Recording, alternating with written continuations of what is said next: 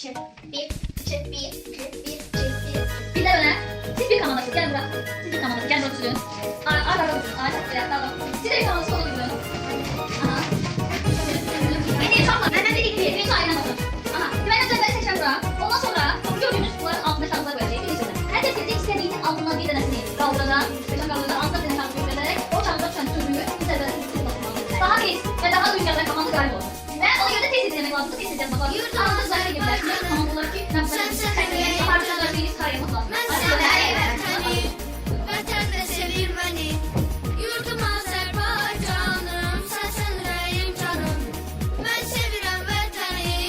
Vatanda sevir beni. Bir de sevirəm ben kızlar güneşi. Bir de sevirəm atamı. Bir de sevirəm sevimli dostları. Bir de sevirəm seni mən ay vətən. Bir de sevirəm mən kızlar güneşi. Bir de sevirəm atamı anamı. Bir de sevirəm sevimli dostları. Ben sana bir süre tepkileri aynı. Aynı tepki, anlayıcı. Siz aynı. Bir tepki. Sevirik seni. Ucalı vətən. Sağ Hayır, bakın bak. Gel, hemen onu söyleyeceğim. Sevirik Bir seni. kere bak. Ucalı Gel, öyle gel. Hadi gel. vətən. Hadi gel. Bir yere. Gel, gel. O şimdi yazsın. Gel, şuna bak. Hadi gel, sen hadi.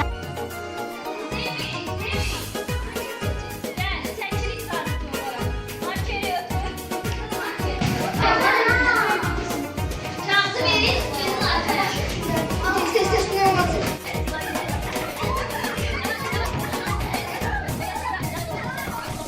Bayrağımız ucalsın, hər yana şölə saçsın. Qanadansın nəğməmiz, qoy illəri dolaşsın. Bayrağımız ucalsın, hər yana şölə saçsın. Qanadansın nəğməmiz, qoy sevirik. Bir də sevirəm mən qızmar güneşi. Bir də sevirəm atamı anamı. Bir də sevirəm sevimli dostları. Bir də sevirəm səni mən ay vətən. Bir də sevirəm mən qızmar güneşi. Bir də sevirəm atamı anamı. Bir də sevirəm sevimli dostları. Bir də sevirəm mən Azərbaycanı. Sevirik səni.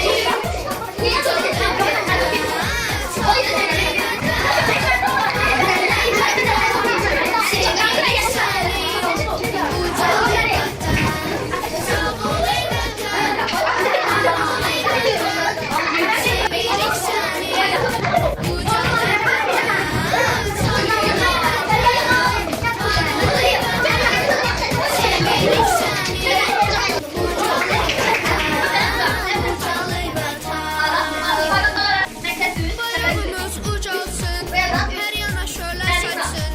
Qanadansın nəğməmiz, qoy illəri dolaşsın. Bayrağımız ucalsın, hər yana şölə saçsın. Qanadansın nəğməmiz, vətəni sevirik biz. Bir də sevirəm mən qızmar güneşi. Bir də sevirəm atamı anamı. Bir də sevirəm